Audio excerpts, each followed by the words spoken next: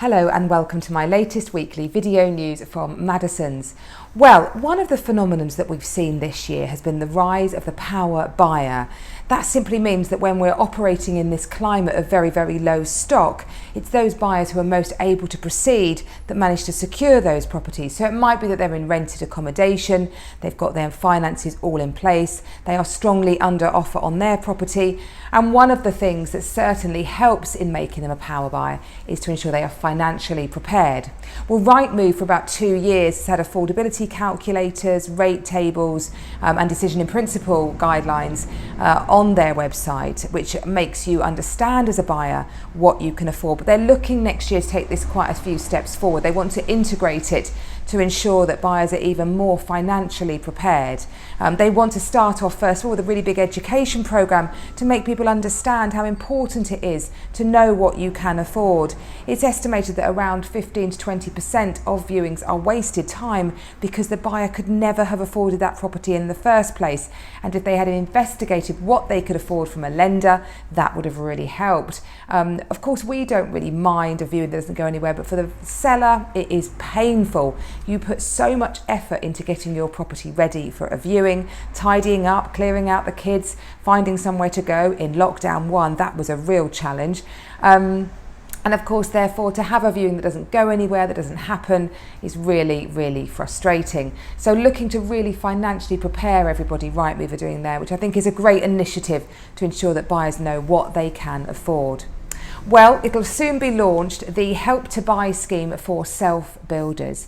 It's something that the government's been working on for quite a while now. This is popular in many other countries. We're quite behind the curve not to do this in the UK. And it's basically looking to help those people who are struggling to get on the property market and who are finding that existing stock, be that old or new, is not meeting their own home requirements. Being a self-builder doesn't mean you want to build your own house. It's more about wanting to have input into the design, the features, the eco savings that it might have, and really take a stand on what you want your home to be. So this is looking to address that gap. The government's hoping it will introduce 30 to 40,000 new homes a year, and it will work very much like a normal Help to Buy scheme. So you're basically, as long as you can put down a 5% deposit, you can borrow up to 20% in an equity loan from the government, or 40% in London, and when the property is completed, that will transfer to a normal mortgage, just as it would with a standard Help to Buy scheme.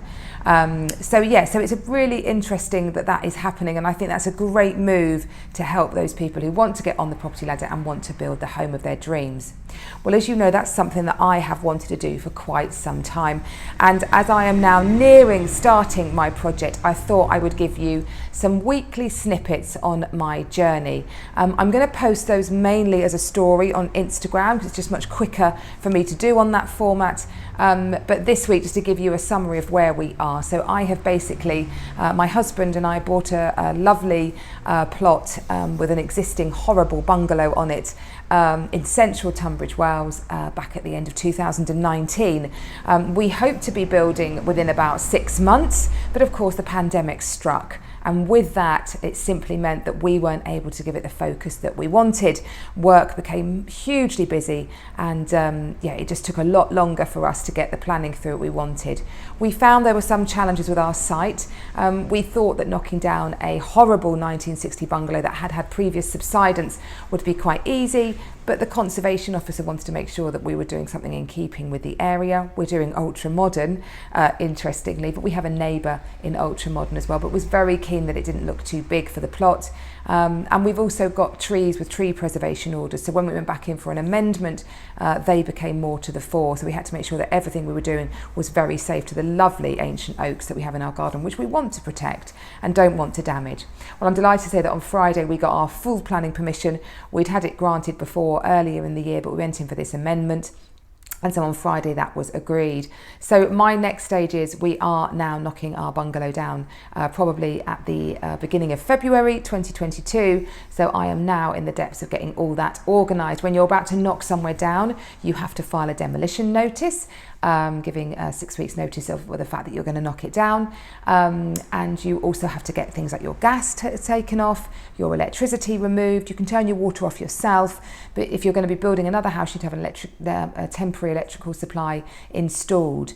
So I've got some asbestos in my bungalow as well, so it's a bit more complicated on the demolition. And of course we've got to move out into our rented home.